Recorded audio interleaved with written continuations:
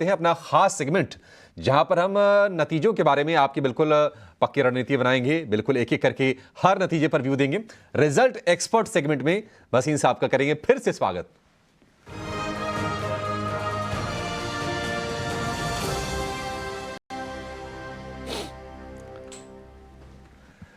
वसीम साहब चलिए शुरुआत कर लेते हैं। अभी हम रोशील डेकोर की चर्चा भी कर रहे थे एक खबर को लेकर, लेकिन नतीजों की चर्चा कर लेते हैं आपसे। और नंबर्स इसके वीक हैं रोशील डेकोर के। मुनाफे की बात करें तो 33% का उसमें हिट है और मार्जिन भी प्रभावित है।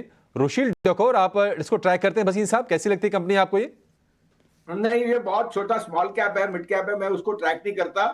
बट अगर आपको इस क्षेत्र में जाना है तो मुझे काजरिया सिरेमिक बहुत पसंद है, उसके नंबर भी बहुत अच्छे हैं।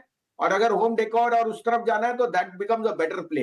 तो मैं काजरिया पे ज्यादा जाऊंगा। रोशील डेकोर अनफॉर्चुनेटली मैं इतना ट्रैक नहीं करता। काजरिया सिरेमिक्स पर आपका व्यू है। बीपीसीएल स्ट्रॉन्ग इसके नंबर्स आए थे। बोनस का भी खैर ऐलान किया ही है इन्होंने 1:1 का। मार्जिन अच्छे से इंप्रूव किया है बीपीसीएल ने और एबिडा के फ्रंट पर भी प्रदर्शन काफी इनका ठीक ठाक है। 48% का जंप हम देख रहे हैं। बीपीसीएल ये कैसी लग रही कंपनी आपको सर?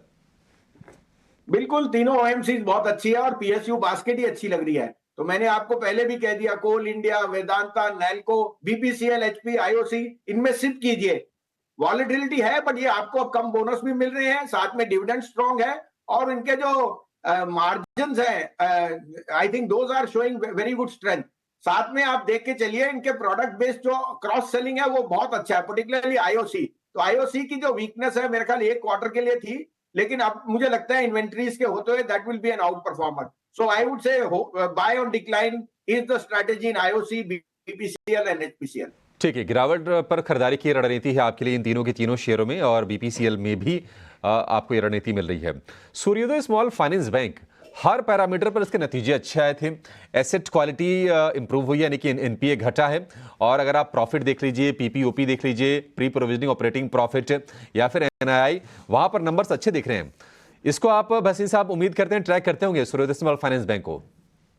हाँ बिल्कुल, आई थिंक मिड कैप और माइक्रो फाइनेंस बैंक्स में ये बहुत अच्छा परफॉर्मर है और इसमें आप बने रहिए। डिक्लाइन पे लीजिए, स्टॉक ने रिसेंटली आउट परफॉर्म किया है तो इसमें बने रहिए।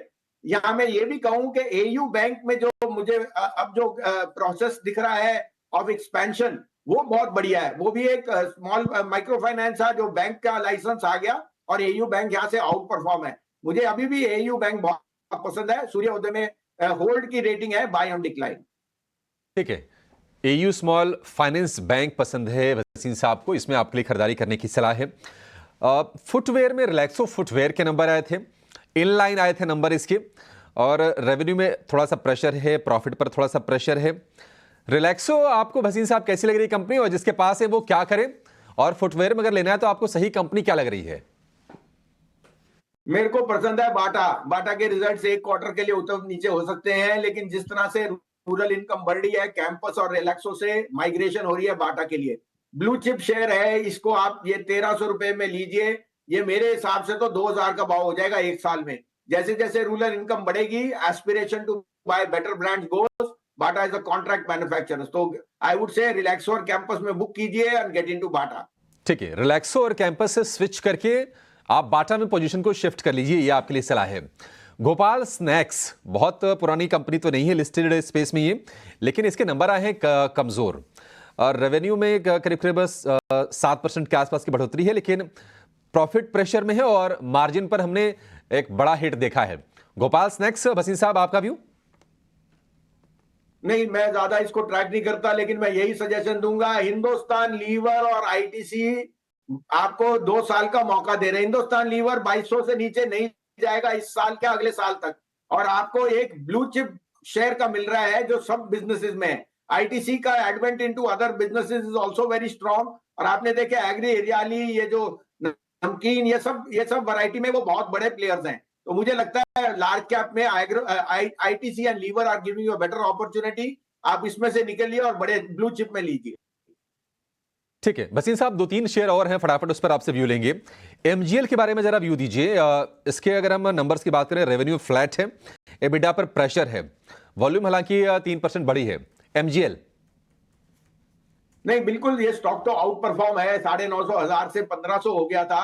अब प्रॉफिट बुकिंग आ गई है और उसमें थोड़ा बहुत नंबर में ढील है। देखिए 2 क्वार्टर से आउट परफॉर्म था, 1 क्वार्टर में थोड़ी-सी स्लिपेज आ सकती है।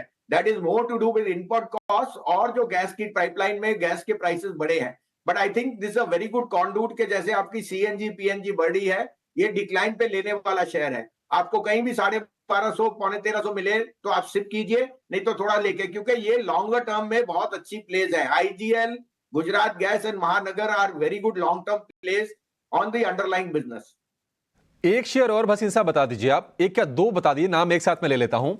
क्वेस्ट कॉर्प के अच्छे नतीजे हैं, मुनाफे में 54% का उछाल है, मार्जिन भी थोड़ा सा इंप्रूव किया है, और उसके अलावा वीएसटी टेलर्स, इसके नंबर्स कुछ खास लग नहीं रहे हैं। इन दोनों शेयरों पर आपकी व्यू क्या है? नहीं, दोनों होल्ड है और डिक्लाइन पे बाय। दोनों ब्लू चिप्स हैं अपने अपने शेयर में, उनमें कोई दो राय नहीं। They are very well manage companies और दोनों अपने क्षेत्र में बहुत अच्छे प्लेस हैं।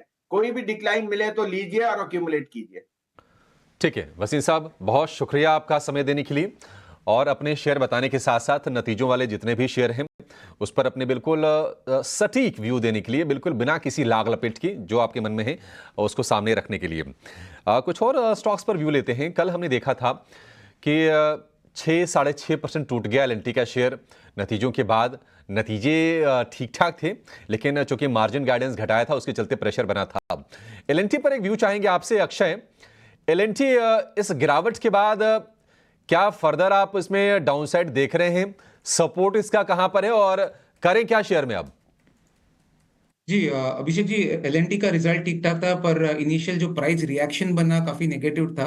पर अभी टेक्निकली अगर प्राइस सेटअप में जिस स्तर पे ट्रेड हो रहा है वो देखे तो बहुत ही एक अहम सपोर्ट के आसपास आ रहा है एलएनटी, जो है 3260 का स्पॉट बेसिस पे। तो उम्मीद कर रहा हूँ और बहुत ज्यादा एक्सपेक्टेशन है कि यहाँ से एक रिकवरी आपको दिख जाएगी, क्योंकि ये सपोर्ट बहुत अहम है। और ओवरसोल्ड होने के चलते एक रिकवरी में स्टॉक वापस 3450 से 3500 छू सकता है एक बाउंस बैक में। तो रिस्क रिवॉर्ड पे बहुत बेहतरीन है। ट्रेडिंग की नजर से बाय करें क्योंकि सपोर्ट पे है। 3230 का आपका स्टॉप लॉस बनेगा और आप ट्रेडिंग के लिहाज से 3500 तक टारगेट बना के एलएनटी बाय कर सकते हैं। खरीदार इस बीच हमारे साथ जुड़ गई हैं। स्नेहा, बहुत शुक्रिया पहले तो समय देने के लिए। ओवरऑल वैसे तो हम टेक्निकल वालों से काफ़ी सारे शेयर्स ले रहे हैं, लेकिन कई बार ऐसी सिचुएशन आ जाती है जब फंडा के शेयर्स को भी ध्यान में रखना चाहिए। आज वही सिचुएशन है, बाज़ार के अंदर अच्छी गिरावट है, अच्छे शेयर्स मिल जाएंगे। आप एक नाम दे सकते हैं हमें जो आपकी लिस्ट में हो, जिसको आप क्रिटिकली वॉच कर रहे हो और आपको लगता है कि अब वो समय है जब इसके अंदर पोजीशंस लेनी चाहिए। एक शेयर दे दीजिए, उसी से कीजिए शुरुआत। Good morning. मेरी रिकमेंडेशन एसबीआई रहेगी। इस समय बेटर है लार्ज कैप्स के साथ ही स्टिक करें, और एसबीआई एक बहुत अच्छी बैंक है। पीएसयू में पीएसयू थीम ऐसे भी बहुत बजिंग है, तो उसमें एसबीआई में रिकमेंड करूंगी। इसके नंबर्स भी बहुत अच्छे आए हैं कल। जहां हमने देखा है इसके माने पैड ग्रोथ अराउंड 25% रही है और एसेट क्वालिटी भी इम्प्रूव हुई है। ओवरऑल हमें लगता है कि ये बैंक बहुत वेल प्लेस्ड है, बिकॉज जो लोन ग्रोथ है उसमें रिटेल और कॉर्पोरेट दोनों ही सेगमेंट कंट्रीब्यूट कर रहे हैं। तो इस बैंक को लंबे नजरिए और शॉर्ट टर्म दोनों पॉइंट ऑफ व्यू से आप जरूर अक्यूमुलेट करिए। हमारा शॉर्ट टर्म में टारगेट बन रहा है 925, लॉन्ग टर्म में हम 1000 से बेसिस में टारगेट प्राइस देखते हैं। ठीक है, तो आप ये कह रहे हैं